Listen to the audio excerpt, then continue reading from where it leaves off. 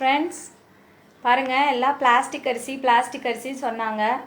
நான் நம்பலை, சும்மா ஏதோ சொல்கிறாங்கன்னு நினச்சேன். இங்கே பாருங்கள், நான் இது ரொம்ப நேரமாக இப்போ தான் வந்தேன் வீட்டுக்கு, சாப்பிடலான்னு உட்காந்தேன். பாருங்கள், தட்டில் எல்லாமே போட்டுக்கிட்டேன். அதுலேருந்து தான் ஒரு இது எடுத்திருக்கேன்.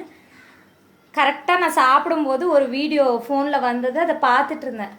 பார்த்தா அது இது நான் முந்தா நேற்று வாங்கின அரிசி.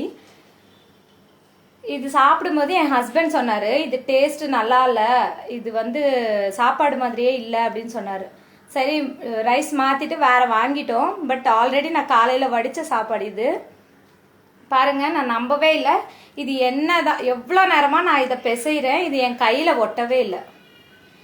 உண்மையான அரிசி இப்படியெல்லாம் இருக்காது. பாருங்கள், நானும் இப்போ குழந்தைக்கு வாயில் வைக்கலான்னு பார்த்தேன். அப்போ தான் நான் பார்த்தேன் இந்த அரிசியை, இந்த சாப்பாடு இப்படி இருக்குன்றது. இப்போ ஜஸ்ட் அந்த வீடியோ வந்ததுனால தான் நான் இப்படி உருண்டை பிடிச்சி பார்த்தேன், இல்லைன்னா நான் பார்த்துருக்கவே மாட்டேன். பாருங்கள், பவுன்ஸ் ஆகுது பார்த்தீங்களா? இதை நான் கண்ணார பார்க்கலன்னா நான் உண்மையிலே இதை நம்பியிருக்க மாட்டேன். சாப்பாட்டுலலாம் கலப்படம் பண்ணுவாங்களான்னு எனக்கு டவுட்டாக இருந்தது. பாருங்கள், பார்த்தீங்களா? ஸோ அரிசி வாங்கின உடனே செக் பண்ணுங்கள், ட்ரை பண்ணி பாருங்கள்.